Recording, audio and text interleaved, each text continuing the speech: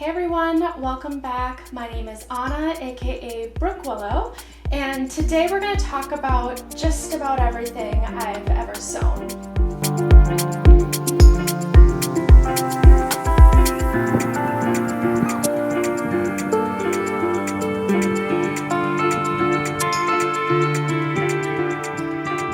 So a little background, I started sewing I would say just about 2 years ago, right before I started this channel. I worked at a fast fashion retail and I had switched jobs, and I kind of made a deal with myself, or just like a challenge for myself, to start making my own clothes instead of buying them all. And that way, just the thought of putting all this effort into garments for myself, as far as like choosing the pattern, picking out the fabric that would look right for it, just makes it feel a lot more special. And over the course of the years, I've built up a little bit of a wardrobe, as you can see here. And from the request of a viewer, actually, they wanted me to walk through some patterns that I loved. So I thought it would be fun to just share almost everything that I've made so far.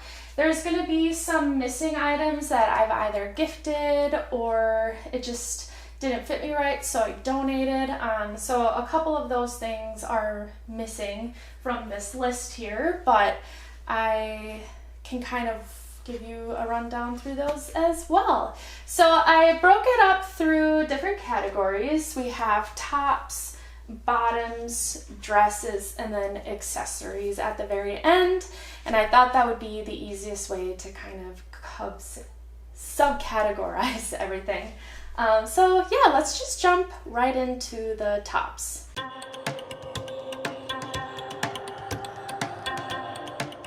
First up, we have this top right here. This is the Agustina Boxy top by fabricstore.com, and it is actually a free pattern. I made this in an XL because I wanted a super oversized fit, and I am so pleased with how it turned out. This is probably one of the most worn pieces I have ever made. The fabric I got is this gauzy type material from Joann Fabrics, and I actually made this in a black version as well, but I have to do a little bit of repair work to it because some of my seam work is coming a little bit undone. But this one has held together and I absolutely love it. The flow of it just makes a perfect summer top, and it's kind of one of those pieces where if I'm just feeling kind of bloated one day or whatever, I put this on and it just kind of hugs me in all the right places. So I really like it. Next up, we have the Nephiline blouse here, and this is a bit more of a recent make, so if you're new here, if you've been following along for a little bit, you probably remember this top. This is by Vivian, Shao, Chen, and yeah, I really like this one. It was a more challenging piece that I'm used to because there's a lot of different details in it. First, you have this ruffle up at the top right here, and then you have a little bit of pin tucking on the sleeves, which actually was really easy. And then a button placket down the front, which is also pretty easy to do. It's just a little bit time consuming. And so I made this out of an old bed sheet that my dogs tore a hole into. It's 100% linen, just white fabric, and it really turned out so well. The nice thing of using an old bed sheet is it's been washed multiple times, so it already has like a very soft linen feel instead of like a starky linen feel when you first kind of get fresh new linen. And so when I was making this, I discovered that there was a little hole up in the right hand corner, and I ended up just embroidering over it in a white rose pattern. I'll probably do a close-up of that. But yeah, same with the boxy top. This is very oversized and easy to wear just for a flowy little vibe, and I really like it. I think I would make it again as well because in the pattern there's an option to do a ruffle or one without a ruffle, so I thought it would be kind of nice to make another version without the ruffle at the top.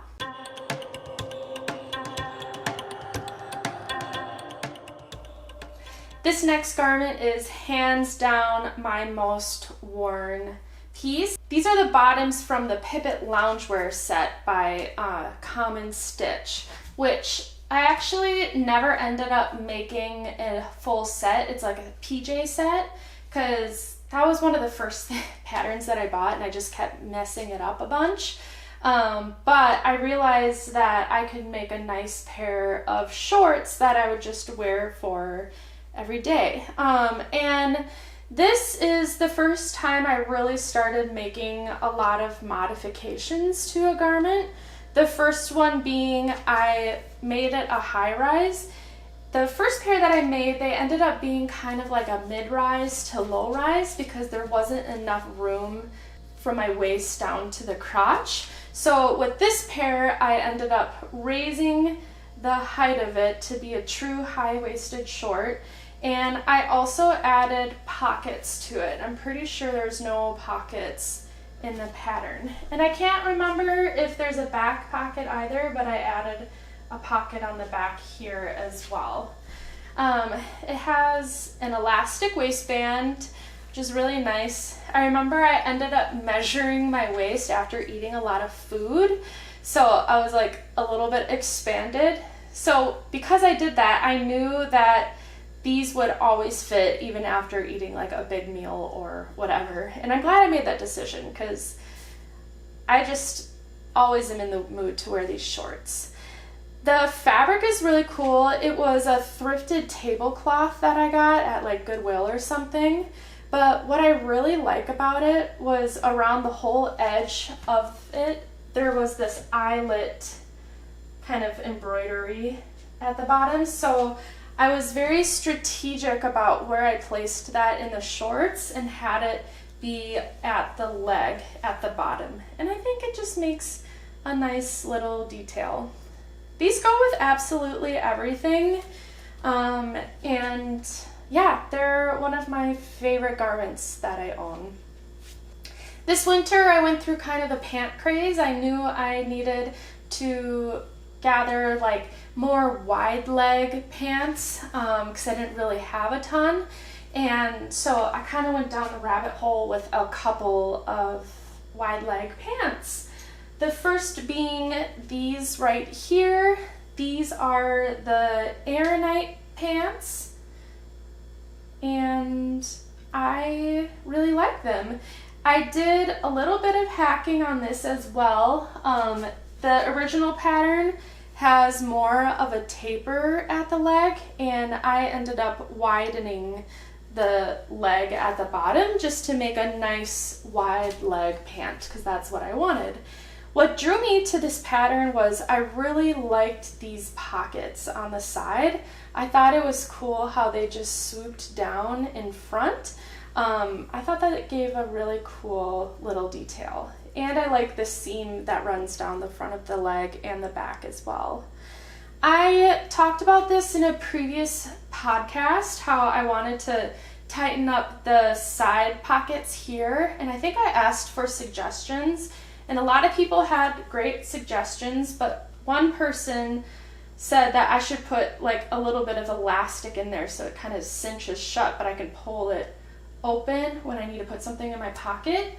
I still haven't done it yet, but I think that's the route I'm gonna take because if I didn't do anything to the side, they just kind of fall out a little too far and they make my thighs appear a lot larger than they are, and that's just not somewhere I want to have a ton of volume of fabric. So that's the little fix that I'm going to make with these. Otherwise, I do really like them. I got this fabric from Blackbird Fabrics on Black Friday last year, and it's like a linen, I think viscose blend. I really like them. I also made a dress in the same fabric that I'll show you in a little bit, but it's a really nice drapey fabric. I think it's really good for summer too. It kind of has like a cooling effect to the touch, but I haven't really worn these a lot this summer just because it's been a little too hot, but I do like this fabric a lot. The next pair of pants that I made are these right here. They are the Miller trousers by Paper Theory Patterns.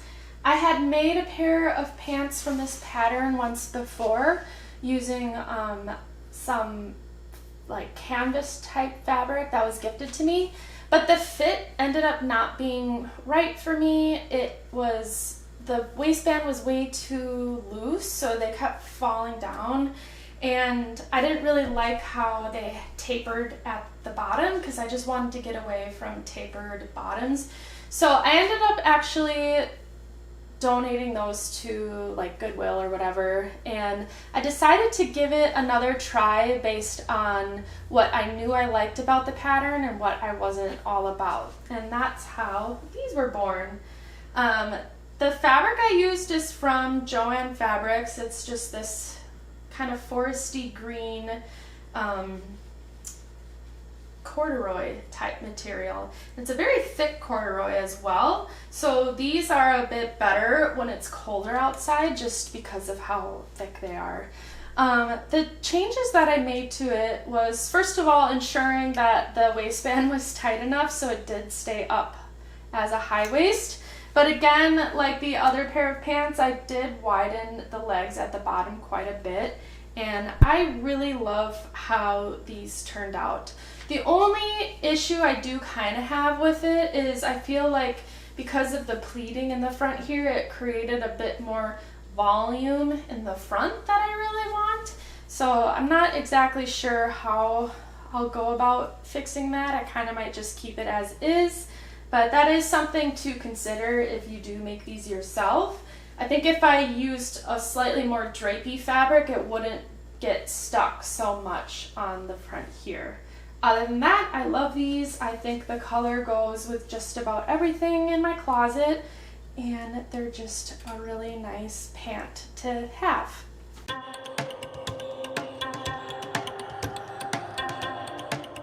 I think dresses are my favorite thing to make because that's definitely what I have most of on this rack here, as well as what my future plans as well. But starting with the first garment I ever made, and that is the Fawn Dress by Common Stitch.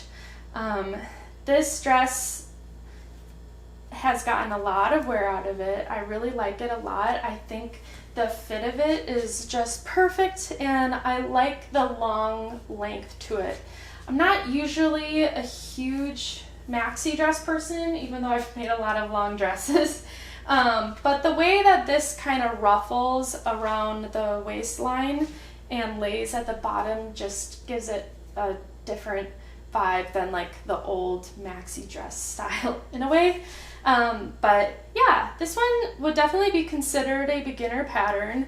I really recommend it. It's super nice. It has these pockets on the side, and I like how thick the straps are at the top, so you can wear just about any type of bra with it, or even no bra, but it would hide the bra straps on that. Pretty nice.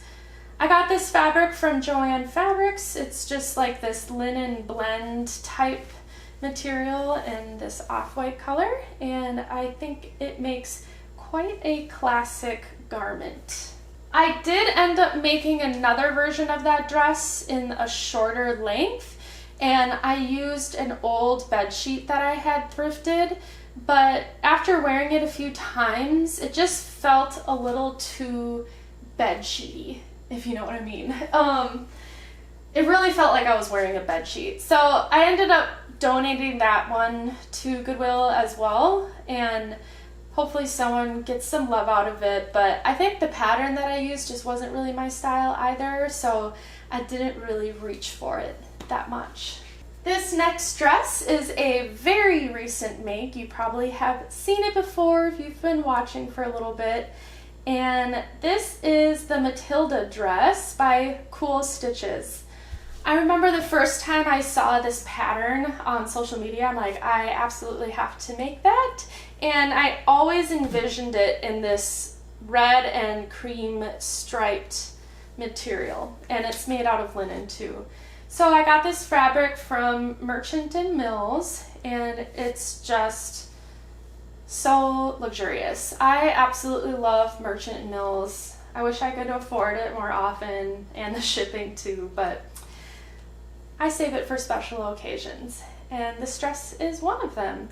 So it's pretty cool, starting with the straps. They are adjustable using like that hardware that you would find on like a bra strap or a swimsuit even. And then this section right here is double lined with interfacing, so it makes it really sturdy and a lot easier to not wear a bra with it, which I really like.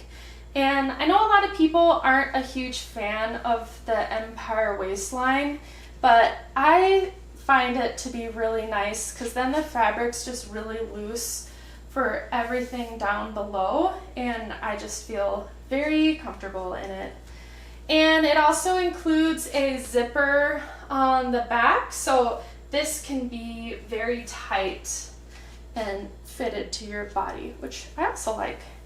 I've already gotten quite a bit of use out of this, and I'm actually going to a dinner tonight where I think I'll end up wearing this as well. This dress right here is another often worn item, and that is the envelope dress by Cris Wood. And this is a zero waist garment, so the idea is to use up all of the fabric that's required and there's no pieces left over to go to waste.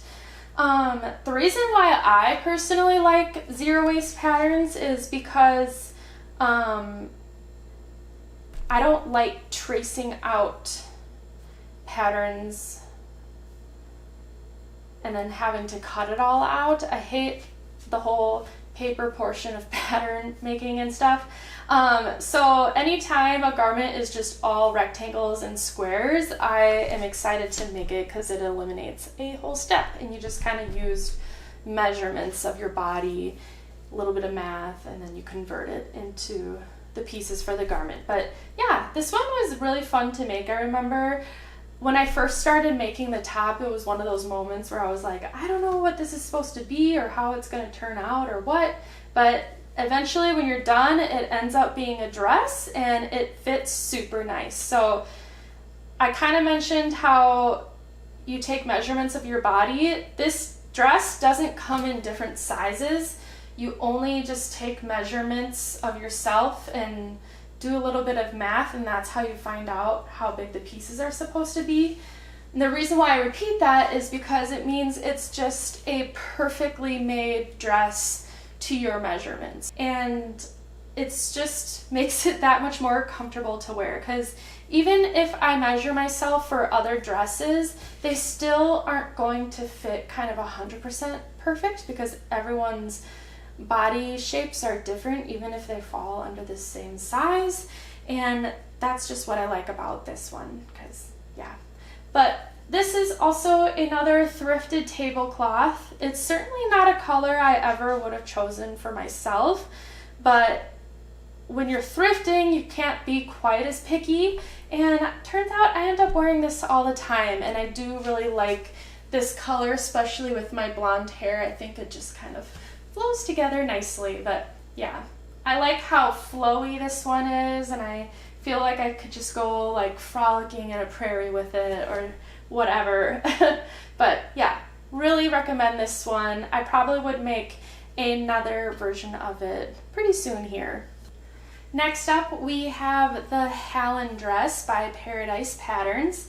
This was by far my favorite make of last summer and probably my most worn garment as well. It has a few different options for how you can make it. I know there's an option for a ruffle at the bottom. I opted for just kind of the straight version of it. So this one has a high front and then a very low back, and I think that's what kind of makes it stand out from other garments out there. And I am in love with this dress. The only issue I have with it is finding a good bra. I feel like you definitely can only wear like silicone type bra if you don't like the look of a strap going through the back, since it's so low. And this fabric here is pretty thin, so I prefer to wear some type of bra instead of going without a bra.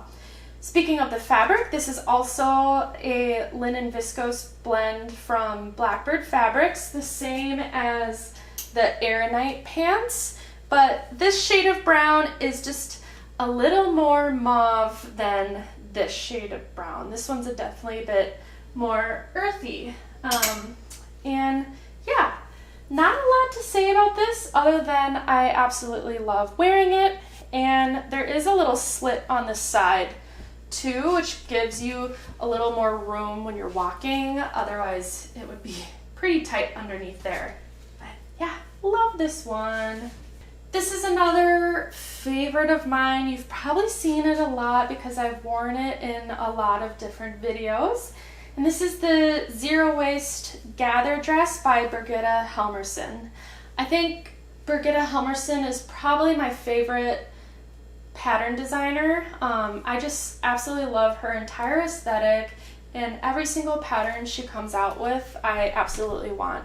And I believe they're all zero waist as well, which again makes me really happy because there's less tracing of patterns and all of that. I can just cut out all of these rectangles and make beautiful garments out of it. If you watched my last podcast, you know that I actually just got her brand new book as well, and I haven't had a chance to make anything from it, but it is next on my list. Anyways, back to the dress. I am so obsessed with this.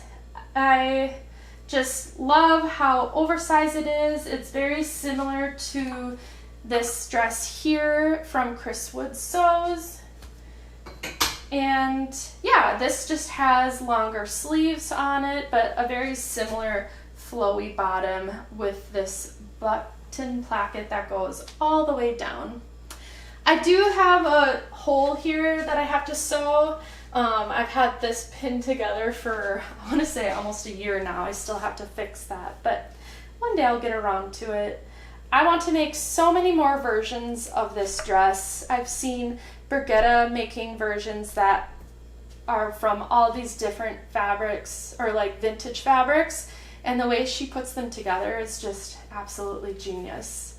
The fabric I used is from Merchant & Mills. It's just another linen fabric with this yellow and slightly darker yellow check print throughout the whole piece. I actually made this same exact dress for my friend Elena, who's been on the show, in same type of fabric from Merchant & Mills, but it's just like a dark gingham. I think it was like khaki and black or navy blue even. And yeah, I made her the dress, and she's since started sewing herself, so she's starting to make her own dresses as well. But we love wearing these out, and it kind of feels like wearing pajamas almost. That's how cozy it is. My most recent make is the one that I'm actually wearing right now. And this is the Maynard Dress by Elbe Textiles, I think is how it's pronounced. I found this pattern on Pinterest, and I've been thinking about it ever since.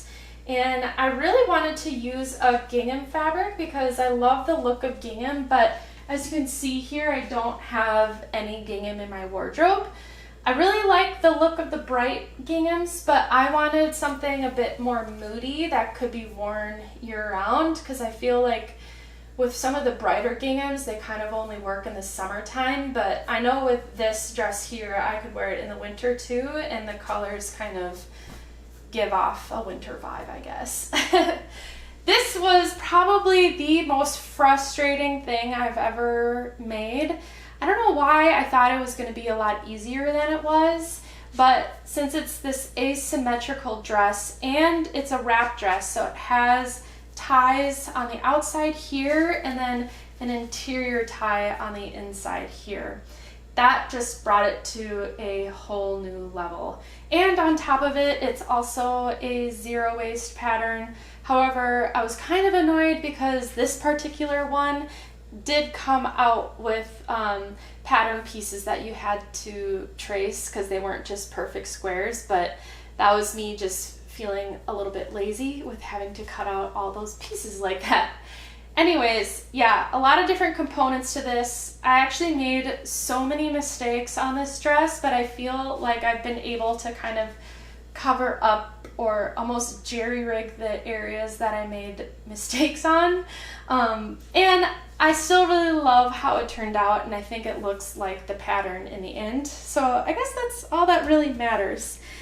It also has these pockets here. So there's one on the front here, and then there's one a little bit on the side here. And I feel like it gives it a more utilitarian style look, which I really like. And I'm super happy. The fabric I used was also from Merchant & Mills. It's another 100% linen, and like I mentioned, it's just this kind of purple and khaki gingham color.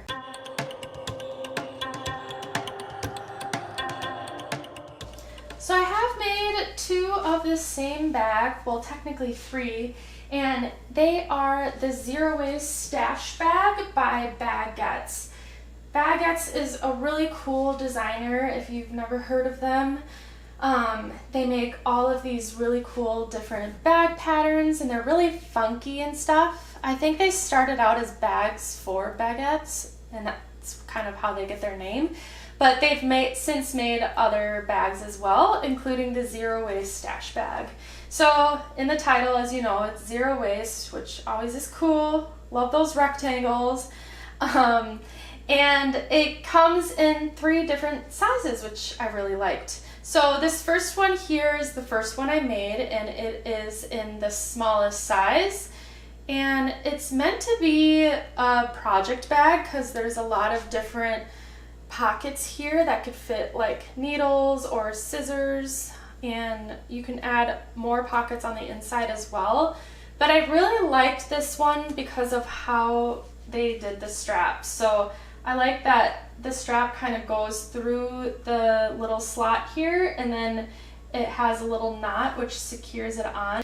You also sew it down as well, so it just makes it even more secure. And the fabric I used for this used to be a curtain that I was given quite a few years ago, but the curtains were always just a little too opaque for what I like, so I ended up reusing the fabric and I made a little bag out of it. And I think this one turned out really cute. It kind of holds all of my loose circular needles right now that aren't part of my needle set, but I kind of want to bring it back out for like a sock project or something. I made a medium size in this as well, which I actually gave away as a one of the prizes for the make-along that I hosted, so I don't have that to show you, but I used the leftover material I had of these green corduroy pants, and it turned out very cute. And then there is the large size here, which I absolutely love. I wanted to do all one color because I liked all of the textures that the stitches had in the different pockets that are on here. So I got this fabric from a somewhat local fabric store called Lakes Makery in South Minneapolis. Cutest fabric shop I've been to in the area, and the people that work there are extremely knowledgeable and helpful. But this is just a canvas material in this buttery yellow color, and I really like how this turned out. This one is more of a useful project bag just because the size is quite a bit bigger, and I actually used this as a beach type bag when I went out on my friend's boat the other day. So it still has sunscreen at the bottom in here. But I really like how this one turned out, and it kind of makes a cute shopper type bag as well. So that's pretty much everything that I have ever sewn. If you watched my last video, my podcast video, towards the end, I show off a ton of new fabric that I'm going to use to make patterns from Birgitta Helmersson's new book. So stay tuned for all of those to come. Let me know if you're working on anything great this summer, or if there's any patterns out there that are a staple for you. I'm always looking out for new patterns to get inspired by and just keep that sojo going. If you like this type of video, please give it a thumbs up. I kind of want to just switch it up from the standard knitting podcast because I felt like I was just doing that for way too long. It's fun to mix it up. And also, if you ever have any suggestions for videos for me to make, never hesitate to reach out to let me know. That's kind of what sparked this whole video, and I am always searching for new ideas. And if you're new here, please consider subscribing. That way you won't miss out on any future content. In the meantime, I hope you have a good rest of your day, and we'll chat next time. Bye!